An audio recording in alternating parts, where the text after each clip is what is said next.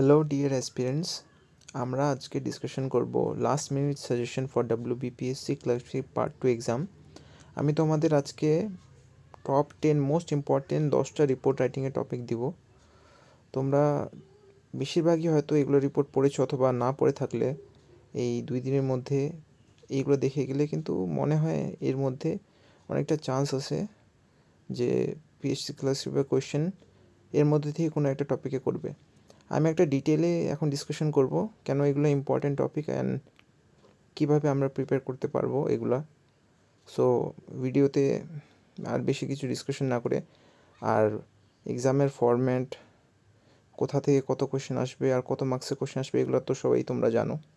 তো এগুলো নিয়ে ডিসকাশন না করে আমি মোস্ট ইম্পর্টেন্ট যে 10টা টপিক আমার মনে হয় যেগুলো ইম্পর্টেন্ট খুব, সেই 10টা আমি চুজ করে রেখেছি। আমি এগুলো নিয়ে তোমাদের সাথে ডিসকাশন করব। তার আগে আমাদের একটু প্রিভিয়াসের কোয়েশ্চেন ট্রেন্ড অ্যানালাইজ করা দরকার। পিএসসি ক্লার্কশিপের এক্সাম লাস্ট হয়েছে 2019-এ ছিল। 2019-এ পার্ট 1-এর এক্সাম হয়েছিল এবং 2020-তে পার্ট 2-এর এক্সাম হয়েছিল। তার আগে একেবারে 2009-এ হয়েছে এক্সাম।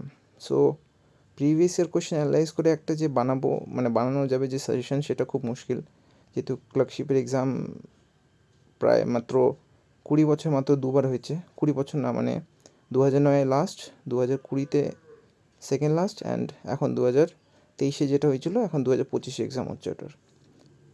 সো তাও যে লেটেস্ট আমাদের এক্সাম হয়েছে ক্লার্কশিপ মেইনসের 2020-তে, সেটাকে একটু অ্যানালাইজ করে বলা যায়। আমাদের এখানে থাকবে রিপোর্টে 2টা। একটা টপিক থাকবে কারেন্ট অ্যাফেয়ার্সের উপর ডিপেন্ড করে, যে মোস্ট ইম্পর্টেন্ট কী ইস্যু, কী ঘটনা হলো, বা কী ন্যাশনাল আর ইন্টারন্যাশনাল ইম্প্যাক্টের উপর ডিপেন্ড করে যেগুলো ইনসিডেন্ট হয়ে থাকে আর কি। তো সেটার উপর একটা হয়তো দিবে। আর একটা যেটা তথাকথিত একটা প্যাটার্ন থাকে, একটা রিপোর্ট রাইটিংয়ের টপিকস থাকে, বেসিক টপিকস যেগুলো, সেখান থেকে একটা দিতে পারে। লেটেস্ট আমাদের এক্সামের ট্রেন্ড এটাই।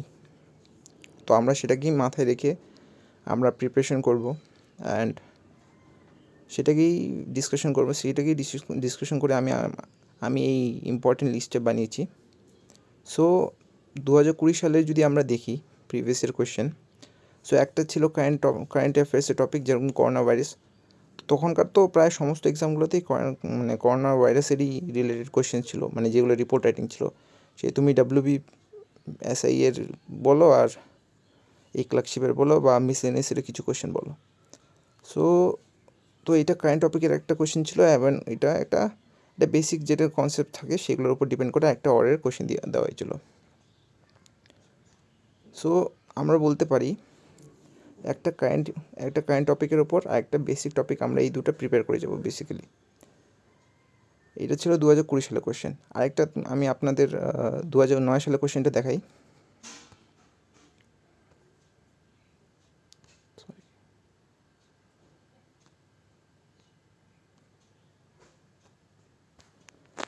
সো 2009 সালের কোয়েশ্চেনে কী ছিল? 2009 সালের কোয়েশ্চেনে সিমিলারলি একটা রিপোর্ট আসলো। এখানে কিন্তু ছিল না, এটা জাস্ট একটা বেসিক কনসেপ্টের উপর দিয়ে দিয়েছিল, না তো কোনো কারেন্ট টপিক ছিল, বাস একটা বেসিক কনসেপ্টের উপর কয়টা ইনফরমেশন পয়েন্ট দিয়ে আমাদের একটা রিপোর্ট লিখতে বলছো। এটা 2009 সালে, এটাকে ডিসকাশন না করলেও হয়, কারণ এটা অনেক আগে। 2009 প্রায় 2020 থেকে 2009 হলে 11 বছর আগের। তো এইটা ট্রেন্ড কোনোভাবেই ফলো করতেছে না বলা যায়। এবং ট্রেন্ডের কথা বলা কীভাবে যাবে যদি এক্সাম এত একটা গ্যাপের মধ্যে হচ্ছে। সো আর বেশি কথা না বাড়িয়ে আমি মোস্ট ইম্পর্টেন্ট টপিকগুলো যাই। সো আমার মনে হয় যে মোস্ট 10টা ইম্পর্টেন্ট টপিক যেগুলো হচ্ছে সেগুলো, তার মধ্যে প্রথম না, 10টাই ইম্পর্টেন্ট আছে। আমি জাস্ট ক্রোনোলজিটা বলছি। অপারেশন সিন্দুর, কারণ এটা একটু ন্যাশনাল একটা বড় ইস্যু ছিল, আমরা সবাই জানি 2025-এর মে মাসে একটা বড় ইস্যু। আর বিশেষ করে এইটা পিএসসির যা কিছু আমি মিসলেনিয়াস আর ক্লার্কশিপের কোয়েশ্চেনগুলো ফলো করে বুঝলাম স্টেট রিলেটেড ইনসিডেন্টগুলোর চেয়ে ন্যাশনাল যে লেভেলের ইনসিডেন্টগুলো হয় সেগুলো আমাদের বেশি ইম্পর্টেন্স দেয় পিএসসি ক্লার্কশিপ। সো আমরা বলতে পারি স্টেট রিলেটেড যতগুলো ইস্যু আছে সেগুলো অবশ্যই পড়তে হবে, তার চেয়েও ন্যাশনাল রিলেটেড ইস্যুগুলো, ন্যাশনাল যেগুলো ইস্যু আছে সেগুলো আমাদের বেশি ভালো করে ডিসকাশন করা উচিত। সো আমাদের অপারেশন সিন্দুর একটা ন্যাশনাল রিলেটেড বড় ইস্যু, আমরা সবাই জানি সেটা। তারপরে পিএসসি ক্লার্কশিপের খুব ফেভারিট জিনিস হচ্ছে অ্যাক্সিডেন্ট রিলেটেড, মানে ক্লার্কশিপের না, মানে পিএসসির খুব একটা প্রিয় জায়গায় অ্যাক্সিডেন্ট রিলেটেড কোয়েশ্চেন্সগুলো দেওয়া। সো আমরা সবাই জানি দিল্লি বাস্ট রিসেন্টলি একটা ঘটনা, তারপর এয়ার ইন্ডিয়া ক্র্যাশ একটা ন্যাশনাল নিউজ ছিল, ন্যাশনাল কি ইন্টারন্যাশনাল নিউজ ছিল, এয়ার ইন্ডিয়া ক্র্যাশ আহমেদাবাদের। সো এই দুটো খুব ইম্পর্টেন্ট টপিক, এটা অ্যাক্সিডেন্ট রিলেটেড অ্যান্ড এটা আমাদের ন্যাশনাল ইম্পর্টেন্স রিলেটেড। তারপরে অ্যাক্সিডেন্ট রিলেটেড আরেকটা ইম্পর্টেন্ট কোয়েশ্চেন আছে, যেমন কাঞ্চনজঙ্ঘা এক্সপ্রেসের কলিশন। গত 2-3 বছর ধরে অনেকগুলো আমরা ট্রেন অ্যাক্সিডেন্টের ব্যাপারে জেনেছি। তার মধ্যে লেটেস্ট আর একটা ইম্পর্টেন্ট আমার মনে হলো কলিশন অফ কাঞ্চনজঙ্ঘা এক্সপ্রেস। এছাড়া উড়িষ্যারও রয়েছে, কিন্তু এটা একটু ওয়েস্ট বেঙ্গল রিলেটেড, তো এটাও একটা ইম্পর্টেন্ট আছে। আর তাছাড়া এমনভাবে প্রিপেয়ার করবে যাতে কাঞ্চনজঙ্ঘা এক্সপ্রেসটা পড়লে আর ওই তোমার উড়িষ্যাটা আসলেও ওটা তুমি লিখতে পারো, কারণ বেসিক জিনিসগুলো তো একই থাকে, ওই কীভাবে মানে ইনসিডেন্টটা হয় বা ইনসিডেন্টটা হলো, প্লাস ওখানে কী করে উদ্ধার কার্য হলো, এইগুলোই রিলেটেড থাকে। তো চেষ্টা করবে এইভাবে বানানো নোটটা, যাতে কাঞ্চনজঙ্ঘা এক্সপ্রেসের কলিশনে এইটা রিপোর্টটা পড়লে ওই উড়িষ্যার বা অন্য যে কোনো ট্রেন অ্যাক্সিডেন্ট আসলে সেটা যাতে লেখা যায়। আর আমাদের স্টেট রিলেটেড কয়েকটা ইম্পর্টেন্ট স্কিমসগুলো যেগুলো আছে সেগুলো আমাদের দেখে যাওয়া উচিত, যেমন সমশ্রী, দুয়ারে সরকার আর লক্ষ্মীর ভাণ্ডার, এগুলো তিনটে ইম্পর্টেন্ট আছে।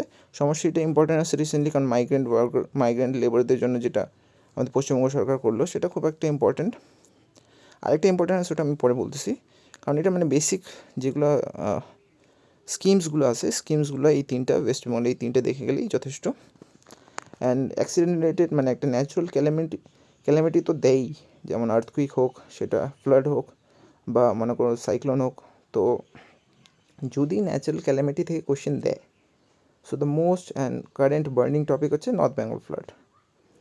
কারণ যদি ন্যাচারাল ক্যালামিটি রিলেটেড কোনো কোশ্চেন দেয় তাহলে নর্থ বেঙ্গল ফ্লাডই দিবে বেসিক কোশ্চেন, কারণ আর্থকুইকও হয়েছে আর কী বলে সাইক্লোনও ইম্প্যাক্ট ছিল, সাইক্লোনের ইম্প্যাক্ট। আর্থকুইকের তো ইন্টারন্যাশনাল মানে ন্যাশনাল অত বড় নিউজ ছিল না, যেটা বাইরের ছিল অবশ্যই।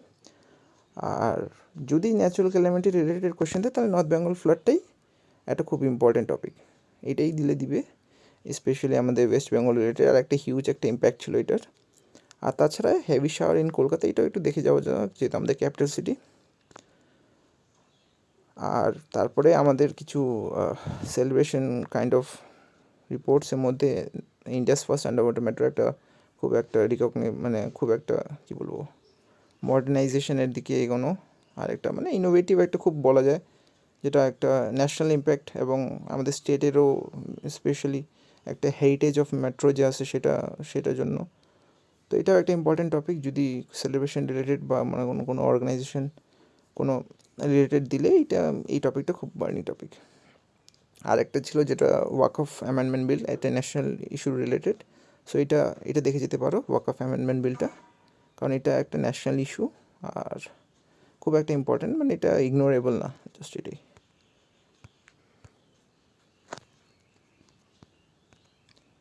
অ্যান্ড আর 8 নাম্বার হচ্ছে আমাদের অপরাজিতা বিল, যেটা আমি তোমাদের বললাম একটু আগে যে আমাদের স্টেট রিলেটেড বিল। সো অপরাজিতা বিলটা খুব ইম্পর্টেন্ট কেন, কারণ এটা আমাদের স্টেটের একটা খুব রিনোভেটিভ একটা নতুন বিল পাস করা হয়েছিল, যেটা এখনও ওই সেন্ট্রালে যদিও প্রেসিডেন্সিয়াল অ্যাসেন্ট পায়নি, তাও এটা একটা খুব মানে নতুন একটা খুব, যদি তোমরা পড়ে থাকো তাহলে বুঝবে অপরাজিতা বিল সম্পর্কে। উমেন এম্পাওয়ারমেন্ট একটা ইম্পর্টেন্ট টপিক, সেই জন্য আমি অপরাজিতা বিলটা দিয়েছি। সো উমেন এম্পাওয়ারমেন্ট রিলেটেড অপরাজিতা বিলটা ইম্পর্টেন্ট। আর উমেন এম্পাওয়ারমেন্ট রিলেটেড একটু দেখে যাবে, যাতে যদি উমেন এম্পাওয়ারমেন্ট রিলেটেড যদি কোনো কোশ্চেন দেয়, তাই তোমরা যাতে বেটি বাঁচাও বেটি পড়াও এগুলো স্কিমগুলো মনে থাকে, আর এগুলো তোমরা যাতে ইনপুট করতে পারো, এইভাবে মাথায় রাখবে। আর তাছাড়া আমাদের ইন্ডিয়ান উমেন্স ক্রিকেট টিম যে 2025 ওডিআই ওয়ার্ল্ড কাপ জিতলো, সেটা একটা বড় achievement for the Indian women's cricket team, একটা অনেক বড় অ্যাচিভমেন্ট অবশ্যই।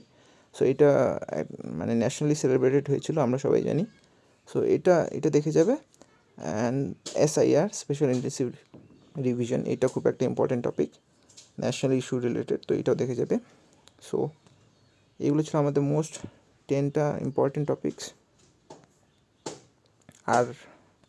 আর এইগুলো যদি কমপ্লিট থাকে তোমার, তাহলে আমি বলবো এই কয়টা আছে এইগুলো তোমরা দেখে যেতেই পারো, বাট নট সো ইম্পর্টেন্ট আমার মনে হয়। নেপালে জেনজি প্রোটেস্ট, এটা একটা মানে ইন্টারন্যাশনাল ইস্যু, যদিও আমাদের ইন্ডিয়ান না, একটা ইন্টারন্যাশনাল ইস্যু, আর অত একটা ইন্টারন্যাশনাল ইম্প্যাক্ট ছিল না, সেই জন্য আমার মনে হয় না অতটা ইম্পর্টেন্ট আছে। আর ইন্ডাস ওয়াটার ট্রিটি, যেটা আমাদের একটা অপারেশন সিন্দুর ট্রিটি, অনেকটা একটা ন্যাশনাল ইস্যু। আর একটা ইন্টারন্যাশনালের মধ্যে একটা ইম্পর্টেন্ট আছে Paris AI action summit, AI action summit. AI related question খুব আজকাল আসতে পারে মনে হয়, তার জন্য এটা একটু দেখে যেতে পারো। আর আমরা তো সবাই জানি AQI এর ব্যাপারটা, সো তার জন্য এই যে আমাদের ক্লাইমেট রিলেটেড যে একটা সামিট হয়েছিল COP29, এটা ডিসকাশন করতে পারো। আর যেটা বেসিক আমি বলছিলাম, বেসিক লেভেলে একটা ওয়ার থাকে, তো সেই দিক থেকে তুমি dengue awareness and blood donation camp, এই দুটো দেখে যেতে পারো। সো থ্যাংক ইউ, এগুলোই ছিল আমার মোস্ট ইম্পর্টেন্ট টপিকগুলোর মধ্যে। আশা করি ভালো মতো প্রিপারেশন নিচ্ছ সবাই। এগুলো দেখে যেও, মোস্ট ইম্পর্টেন্ট। এগুলো না দেখলেও ওই যে 10টা বললাম আমি প্রিভিয়াসলি, ওইগুলো কমসে কম দেখে যেও। Thank you.